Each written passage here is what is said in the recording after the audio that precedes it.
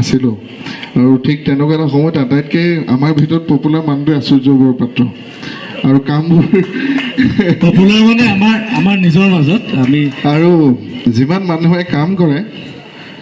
ধৰক কোনোবাই আগতে এখন শ্ৰব্য কেছেট কৰিবলৈ 8টা গীত কৰে 8টা গীততে মানে কোৰাছ সমবেত যিবিলাক কণ্ঠ সেইবিলাক গাবলগীয়া হয় আৰু সেইবিলাক যিসকল ছিনিয়ৰ আছিলে তেওঁলোকে বহুত বেছি পইচা লৈছিলে সেইটো সময়ত কোনোবাই 500 টকা লয় কোনোবাই 1000 টকা লয় তেতিয়া আশ্চৰ্যৰ এটা মানে বিৰাট ছয়তানি দিমাগ আছিল তাৰ সি 200 টকা আমাক গোটেইকেইটাক মান্তি কৰাইছিলে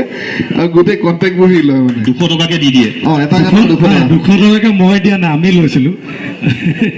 আচলতে যিবোৰ কেছেট আছিলে তেতিয়া বিমান দা শ্ৰদ্ধাৰ মিউজিক ডিৰেক্টৰ বিমান বৰুৱা ডাঙৰীয়া জান দা তো তেওঁলোকে আমাক মাতি আচলতে সেই কোৰাছ গোৱাৰ যোনখিনি আমাক সুবিধা দিছিলে আৰু যেতিয়া প্ৰথম কোৰাছ গাবলৈ পাইছিলোঁ তেতিয়া সেই 200-150 এনেকুৱা কিবা এটা আছিলে দুজন মানে আমাৰ ছিনিয়ৰ ছিংগাৰৰ লগত মাজত দি দিয়ে যে এজন আমি নতুন কোনোবা এজন দিয়ে আৰু তাত এনেকুৱা কষ্ট হয় যে 1 মিনিট বা 2 মিনিটত ইটো চাইডে মেচিন ৰুমত ধৰক প্ৰডিউচাৰ বহি থাকিব আমি যদি সেই কোৰাছটো গাবলৈ 10-15 মিনিট লগাওঁ মানে এটা লাইন শিকোঁতে সেইটো এটা প্ৰব্লেম কেতিয়াবা দূৰত ৰৈ দিওঁ আৰু অকণমান যে মাতটো নগ'লেও নাই তেনেকুৱা বহুত পাৰ হৈছে আৰু বিমান দা জান দা সুনীত দা সকলোকে বহুত বহুত ধন্যবাদ আচলতে তেওঁলোকে সহায় কৰি আছে এতিয়াও কৰি আছে দিগন্ত বৰ্ড লৈ আৰু এই ক্ষেত্ৰখনত যেহেতু মেধাৱী শিক্ষাৰ্থীসকল আছে তেওঁলোকে জীৱন যুদ্ধত এতিয়া আগুৱাই যাব লাগিব বিভিন্ন বাধা বিঘিনি আহিব উজুতি খাব লাগিব কিমানবাৰ উজুতি খাব লাগে সফলতা অহাৰ আগত কিমানবাৰ উজুতি খাইছে নীল হতাশা কিমান আহিছে মনলৈ হতাশা বহুতবাৰ আহিছে কিন্তু কেতিয়াও ভাগৰি পৰা নাই বা কেতিয়াও যিটো আত্মবিশ্বাস সেইটো হেৰুৱাই পেলোৱা নাছিলোঁ সেইকাৰণে চাগে ৰাইজে লগ দিলে ভগৱানে আশীৰ্বাদ কৰিলে মা দেউতাৰ আশীৰ্বাদত যিকণ কৰিছোঁ অকণমান আগবাঢ়িবলৈ সক্ষম হৈছোঁ আৰু হতাশা নাহিলে আচলতে কথাবিলাক গম পোৱা নাযায় মই ভাবোঁ হতাশা আহিবই লাগে তেতিয়া আৰু জোৰটো বেছি হৈ যায় মানে এবাৰ যেতিয়া হাৰিলে ইণ্ডিয়াই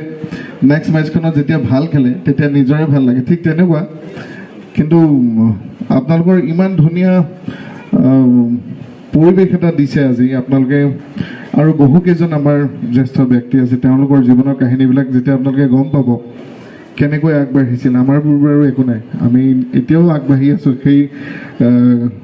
গতিটোত এতিয়াও আছোঁৱে আমি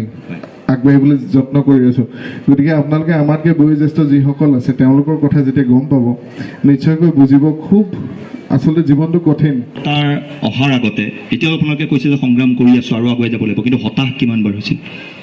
সফলতা আচলতে এতিয়াও পাইছোঁ বুলি ভবাও নাই কিন্তু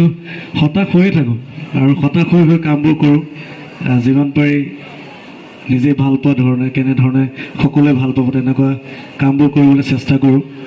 সমাজৰ একো ক্ষতি নোহোৱাকৈ কামবোৰ কৰিবলৈ চেষ্টা কৰোঁ আৰু ঘৰৰ কথা ভাবোঁ যে যিখিনি গীত মই কৰোঁ বা আমাৰ ভিডিঅ' শ্বুটো হয় যিখিনি মই ভাবোঁ যে আমাৰ মা দেউতাৰ লগত বহি যাতে ময়ো চাব পাৰোঁ তেনেকুৱা ধৰণৰ কৰিবলৈ চেষ্টা কৰোঁ হতাশো হৈছোঁ আৰু বহুত নিগেটিভ কমেণ্টছো আহিয়ে থাকে তো সেই নিগেটিভবোৰৰ মাজত পজিটিভ কেনেকৈ কৰিব পাৰি তাৰ চেষ্টা কৰোঁ আৰু সেই চেষ্টা এতিয়া অব্যাহত হৈ আছে ধন্যবাদ জনাইছোঁ নীল আকাশ আচাৰ্যক মই বিদায় দিছোঁ কিন্তু তেওঁলোকৰ গীত থাকিব এগৰাকী ব্যক্তিক এবাৰ আমন্ত্ৰণ জনাম